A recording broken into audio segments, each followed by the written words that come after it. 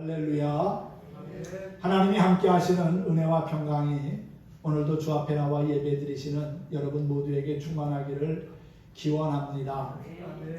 오늘은 로마서 16장 3절과 4절의 말씀을 가지고 신실한 동역자라는 주제로 함께 은혜를 나누도록 하겠습니다.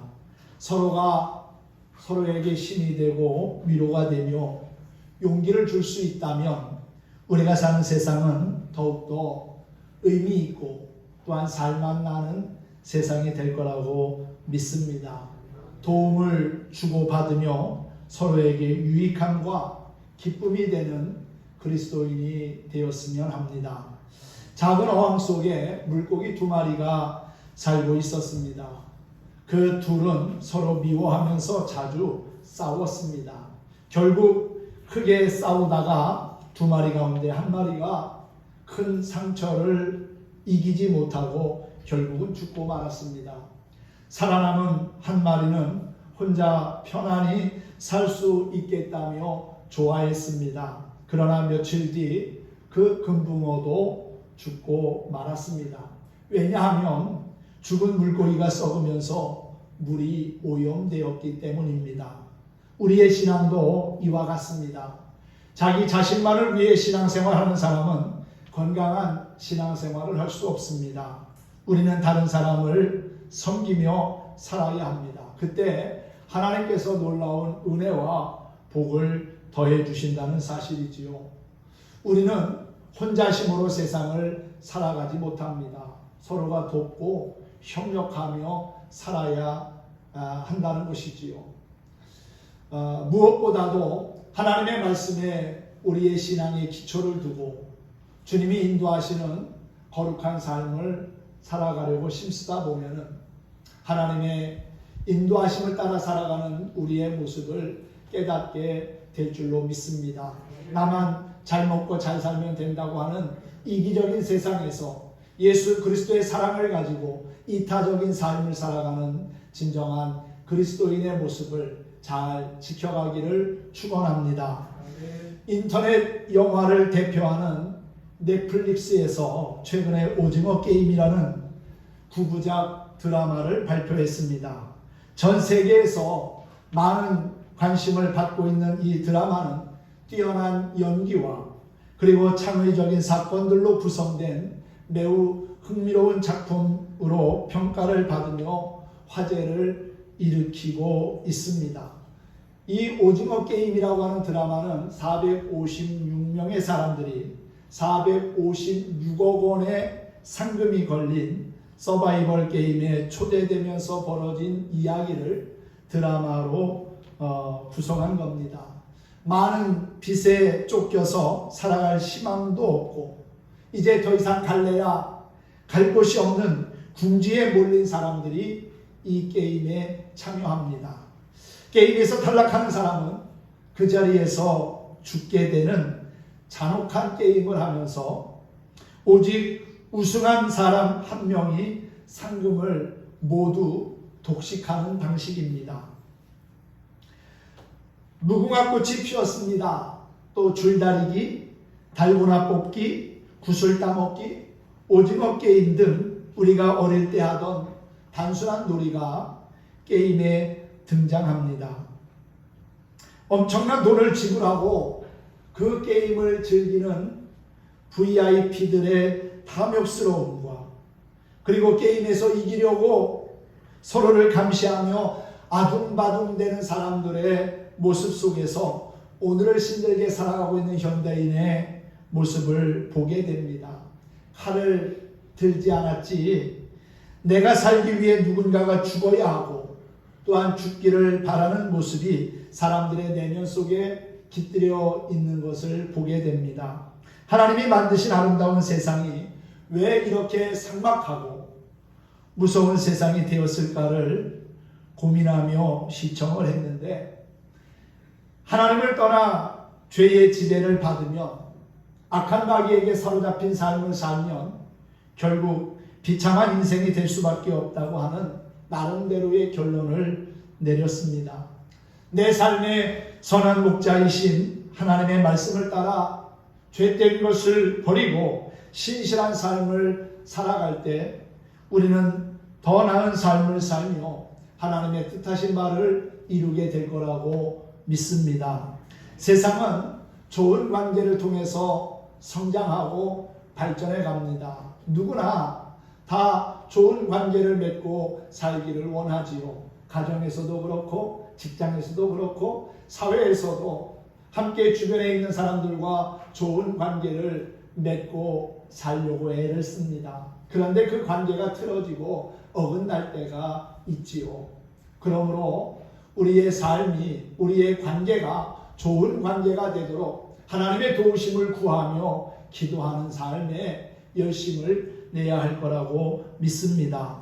인간관계를 좋게 하는 10가지의 마음이 있습니다. 그 첫 번째가 바로 열심입니다.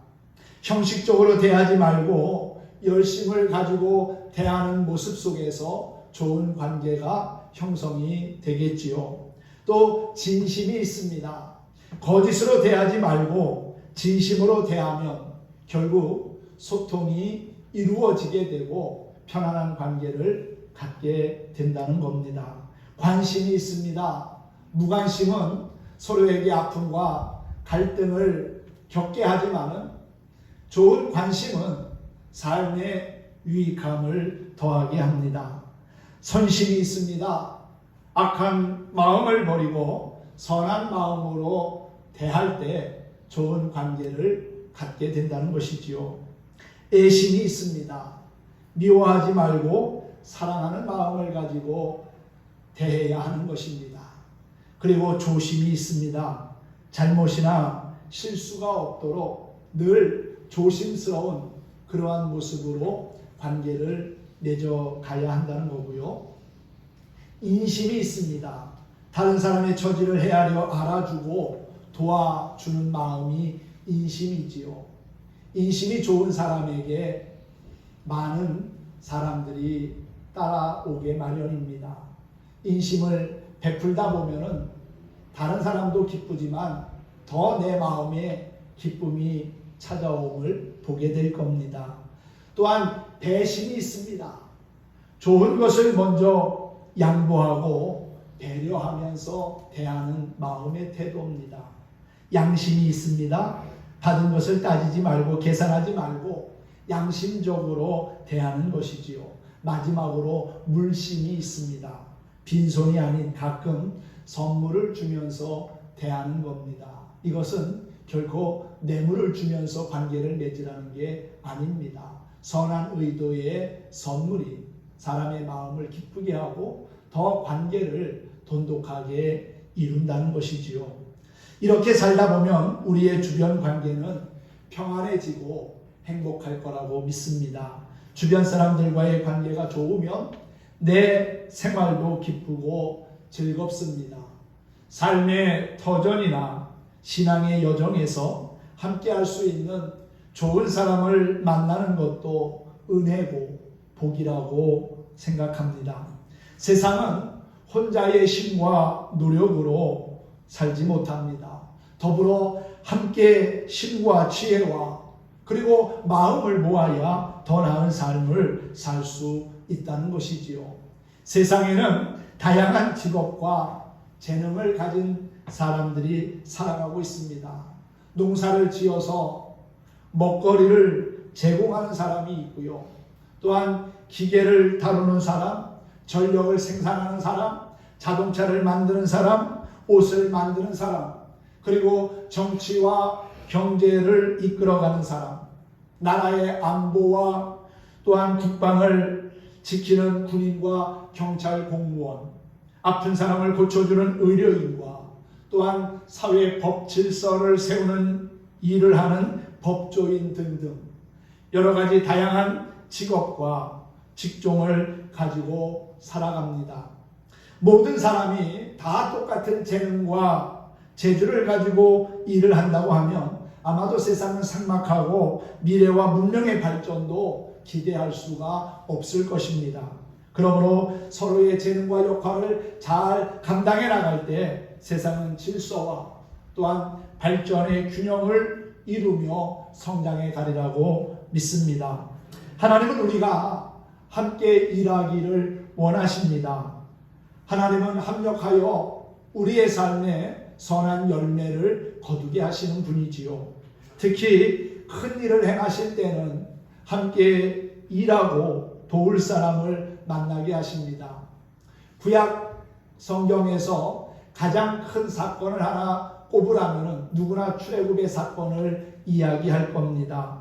430년 동안 애굽에서 종살이하던 이스라엘 백성들을 하나님은 모세를 통하여 애굽에서 나오게 하시지요.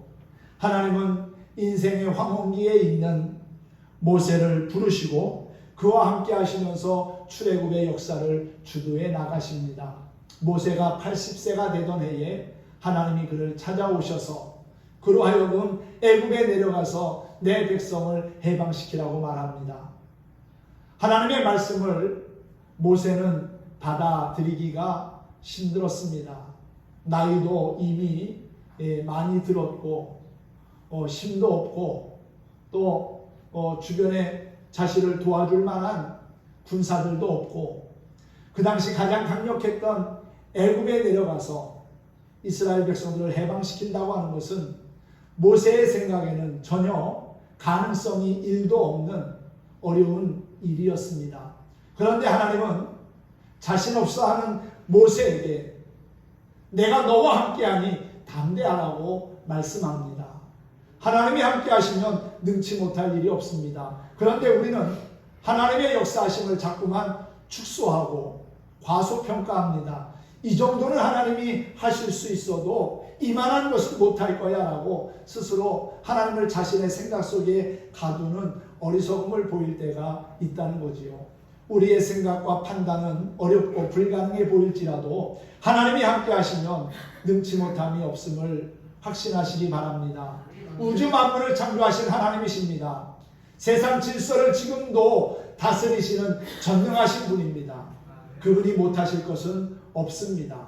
우리는 그분이 하시는 일을 기대하고 그분에 대한 믿음을 가지고 순종하면 되는 겁니다. 역사는 내가 이루는 것이 아니라 하나님이 이루시는 것이지요. 우리는 단지 그분의 말씀을 믿고 순종하면 됩니다. 믿음은 나의 몫이고 그 다음의 결과는 하나님이 하신다는 사실이에요. 결국 모세는 하나님의 말씀을 따라 애굽에 내려가는데 그래도 자신감이 없어요. 그랬더니 하나님께서 그의 동역자로 형 아론을 붙여주십니다. 그리고 또한 함께 일할 수 있는 훌이라고 하는 사람, 여호수아 갈렙이라고 하는 좋은 동역자를 통해서 결국은 출애굽의 역사를 이루게 하시지요. 그들은 비록 주인공은 아닐지라도 최선을 다해서 돕고 협력하는 모습을 보입니다. 이스라엘이 영적으로 가장 어두웠던 때가 아하방 시대였습니다. 영적인 암흑기에 하나님은 위대한 선지자 엘리야를 준비하시지요. 그리고 그 엘리야의 사역을 돕는 좋은 동역자로 엘리사를 붙여주십니다. 그래서 엘리야와 엘리사가 이스라엘의 영적 암흑기에 빛을 밝히는 그러한 놀라운 사역을 감당했던 것을 보게 됩니다. 신실한 동역자는 자신을 드러내거나 내세우지 않고 충실히 협력하는 역할을 합니다. 조연이나 엑스트라와 같을지라도 원망하거나 불평하지 않습니다. 그러므로 하나님의 일꾼으로 부르심을 입은 우리 역시도 내 안에 계신 예수님을 드러내며 자랑하는 진정한 그리스도인의 모습을 지켜갈 수 있으면 좋겠습니다. 사도 바울은 로마에 있는 그리스도인들에게 복음의 교리와 구원의 진리를 소개하면서 흔들리지 않는 견고한 믿음의 터 위에 굳게 서라고 로마서를 기록했습니다. 그는 편지의 끝자락에서 자신의 복음 사역에 도움을 주었던 인물들 26명의 이름을 한 사람씩 소개하면서 그들의 수고를 잊지 말고 기억할 것을 당부했습니다. 그들의 수고와 노력과 헌신이 있었기에 바울이 이방인을 향한 전도 사역을 잘 감당할 수 있었기 때문이지요. 바울은 사실 처음부터 예수님을 믿은 사람이 아닙니다. 갈라디아서 1장 13절과 14절의 말씀을 보면은 바울은 자신이 유대교에 있을 때 하나님의 교회를 심히 박해하여 멸하는 일에 누구보다도 열심을 내었던 사람이라고 고백한 바가 있고요. 또한 디모데전서 1장 13절에서는 자신이 비방자요, 박해자요, 폭행자였다고까지 고백하고 있습니다. 그랬던 그가 다메섹 도상에서 부활하신 예수님을 만나면서 새로운 인생을 살게 되지요. 그것도 유대인이 아닌 자신이 가장 멸시했던 이방인들에게 그리스도의 사랑을 가지고 다가가서 복음을 전하는 사역자의 삶을 살았다는 사실입니다. 신약은 27권으로 되어져 있는데 13권이 바울이 기록한 책들입니다. 바울이 신약 성경의 반을 기록하면서 이방 선교의 사역을 잘 감당할 수 있었던 것은 그와 함께 동역한 좋은 믿음의 사람들이 있었기 때문입니다. 백지장도 맞들면 낫다고 하는 말처럼 누군가와 협력하면 그만큼 일이 쉬워지고 효율적일 수 있습니다. 협력을 잘하는 가정이 행복하고 협력을 잘하는 사회가 번영합니다. 그리고 협력을 잘하는 민족이 부강해지는 것처럼 하나님의 나라를 위해서 힘쓰고 협력하다 보면 그렇게 서로가 좋은 동역자의 모습을 갖추다 보면 하나님께도 영광이 되고 우리의 삶에도 큰 은혜가 더해질 거라고 믿습니다. 위대한 사도 바울에게는 이름도 없이 빛도 없이 함께했던 수많은 동역자들이 있었는데 그 가운데서 대표적인 동역자가 오늘 본문에서 소개하고 있는 브리스가와 아굴라 부부입니다. 우리는 이 부부를 통해서 어떤 동역자가 되어야 할지를 깨닫게 되겠지요. 브리스가와 아굴라 부부는 아름다운 신앙의 본을 보였을 뿐만 아니라 예수님을 믿는 모든 가정의 좋은 롤 모델이라고 할 수 있습니다. 신실한 동역자 어떤 사람일까요? 우리가 신앙생활하면서 신실한 동역자의 모습을 갖추어야 하는데 첫째는 그리스도를 위한 동역자가 되어야 합니다. 동역자라고 하는 뜻의 헬라어 수엘루스는 함께 일하는 자, 친구라는 뜻을 가지고 있습니다. 사도 바울과 아굴라 부부 사이에는 여러 가지의 공통점이 있습니다. 유대인이었고요. 또한 로마의 시민권을 소유했고 또한 방금 고린도에 이주해 온 사람들이고 장막을 만드는 직업이 같았습니다. 이로 인해서 영적인 사업, 신령한 사업, 하나님 나라의 영원한 사업에도 함께 동역할 수 있었던 것이지요. 우리 역시 서로 다른 직업과 직종에서 일한다 할지라도 그리스도를 위한 신령한 일 그리고 영원한 일을 함께하는 동역자들이 되면 좋겠습니다.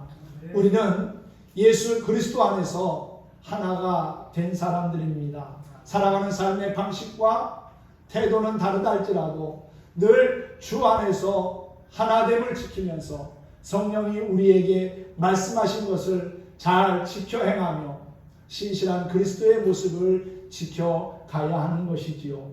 그리스도 안에서 우리 모두가 신실한 동역자가 되어서 서로의 믿음과 신앙을 세워주고 견고하게 하는 하나님의 사람들 될 수 있기를 주님의 이름으로 축원합니다.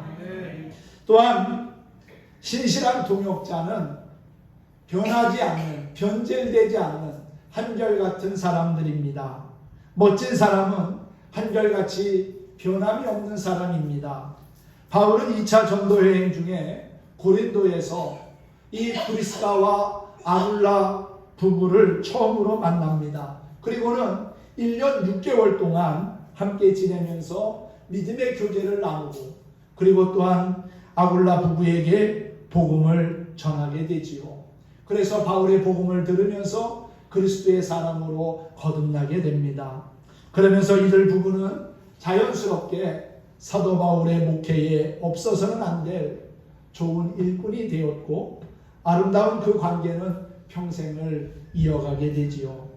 바울이 에베소에 가게 되자 거기까지 따라가서 3년 동안 동역하다가 바울이 다시 로마로 가게 되자 먼저 가서 자기 집에다가 교회를 개척한 후에 바울을 기다리고 그러다가 바울이 순교할 때까지 변함없이 바울을 떠나지 아니하고 그에게 힘과 위로가 되었다는 것입니다. 여러분, 상황과 환경에 따라서 변하는 사람은 진실하지 못합니다. 하지만 상황과 환경이 어려워도 떠나지 아니하고 변하지 아니하고 끝까지 함께할 수 있는 동역자, 좋은 동역자고 신실한 동역자지요. 우리는 하나님 앞에 가는 그날까지 서로에게 좋은 동역자가 되고 한결같은 믿음을 가지고 살아서 언젠가 하나님 앞에 설 때에 잘했다고 칭찬받고 하나님이 예비하신 상급의 주인공이 되었으면 좋겠습니다. 또한 신실한 동역자는 누가 알아주지 않아도 최선을 다해서 헌신하는 사람입니다. 전도 여행을 하던 가운데 사도 바울은 참 많은 어려운 일들을 만납니다.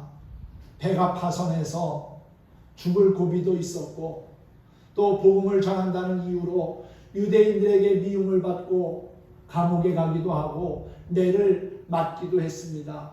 강도의 위험을 당하기도 했고요. 또한 질병으로 인하여서 아파하며 힘든 시간을 보내기도 했습니다. 그럴 때마다 그의 옆에서 그를 치료하고 간호한 의사 누가도 있었고 또한 브리스가와 아굴라 부부같이 그를 위하여 기도하고 물질로 섬기며 힘이 되어 주었던 그러한 아굴라 부부도 있었다는 겁니다. 이 브리스가와 아굴라 부부는 보기 드문 신실한 동역자였습니다. 아굴라는 소아시아 본도 출신 유대인이었지만 그의 아내인 브리스가는 로마 시민권을 가진 명문가 출신으로 당대 최고의 지성인이었고 유능한 사업가로 알려져 있습니다. 일반적으로 부부의 이름을 말할 때 남편의 이름을 먼저 말하고 부인의 이름을 이야기하는 것이 보편적인데 오늘 본문에서는 그의 아내의 이름을 먼저 거론합니다. 브리스가와 아굴라 부부라고 말이지요. 이것은 아굴라보다도 남편보다도 브리스가 아내가 더 바울의 사역에 많은 도움을 주었고 또한 신실하게 사역한 결과라고 보여지기도 하고요. 또 이 브리스가가 로마의 시민권자로서 그의 가문이 명문 가문이었기 때문에 그의 이름을 앞에 두었다고 하는 성서학자들의 다양한 의견이 있습니다. 그 이름이 먼저 되었던 나중 되었던 중요한 것은 이들 부부가 한 마음을 가지고 주의 사역에 동참했다는 것입니다. 신앙생활은 혼자 하기보다 부부가 함께하면 더 좋습니다. 부부가 함께 기도하면서 하나님의 말씀 가운데 가정을 지켜가다 보면은 건강하고 행복한 가정을 세워갈 수 있겠지요. 오늘 이 부부를 여러분들에게 소개하면서 정말 감동적인 말씀이 14절에 기록되어져 있는데 그 말씀을 다시 한번 여러분들에게 읽어드리려고 합니다. 그들은 내 목숨을 위하여 자기들의 목까지도 내놓았나니 나뿐 아니라 이방인의 모든 교회도 그들에게 감사하느니라. 아멘. 여러분 그렇습니다. 그리스도와 바울을 위해서라면 브리스가와 아굴라 부부는 자신들의 생명을 아끼지 아니하고 헌신하며 또한 충성된 모습을 보였다는 것입니다. 사람의 목숨보다 귀한 것이 어디 있습니까? 그런데 자신의 목숨보다도 바울을 더 소중하게 여겼고 그의 사역에 온 힘을 기울였다는 것입니다. 진정한 헌신의 삶을 살았다는 것이지요. 이것이 신실한 동역자의 모습이라고 할 수 있습니다. 바울이 그들의 선행과 헌신을 자랑하고 간증할 때마다 그들 부부의 이름을 거론했다는 것은 참으로 귀한 일이 아닐 수 없습니다. 최선을 다해 섬기며 봉사한 일에 힘썼던 브리스가와 아굴라 부부처럼 우리도 서로가 서로에게 좋은 동역자가 되어서 서로의 믿음을 지켜주고 세워주는 진정한 하나님의 사람들이 되었으면 합니다. 바울의 동역자였던 브리스가와 아굴라는 모든 사람이 칭찬했습니다. 바울만 칭찬하고 있는 것이 아니라 이방 교회도 그들의 사역과 헌신을 알고 있었기 때문에 칭찬한 겁니다. 그들의 사랑의 수고와 헌신은 천국에서 해같이 빛나는 사역이라고 할 수 있습니다. 교우들의 신앙을 세워주고 교회를 세워가는 일에 변함없이 충성했던 동역자의 모습이 참으로 아름답다고 할 수 있습니다. 오늘 예배에 참석하신 여러분이 브리스가와 아굴라 부부처럼 서로 섬기며 봉사하며 헌신하는 가운데 하나님의 기쁨이 되고 좋은 동역자로 기억되길 소망합니다. 오늘 말씀을 생각하면서 찬양 한 장 하겠습니다. 해같이 빛나리라고 하는 찬양인데요. 이 찬양을 통해서 우리의 모습을 다시 한번 되돌아보고 이 찬양의 가사처럼 우리도 그렇게 순종하고 사랑하고 찬송하고 헌신하며 천국에서 해같이 빛나는 그리스도인의 모습을 지켜갔으면 좋겠습니다. 같이 우리 찬양하겠습니다.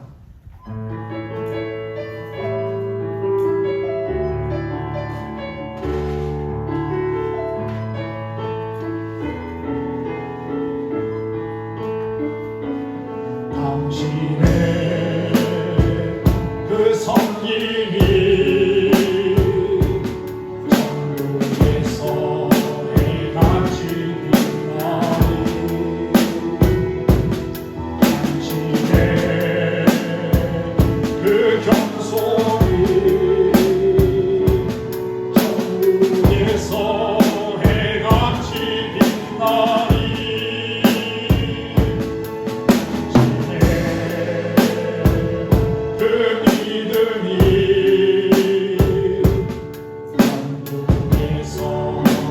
해같이 빛나리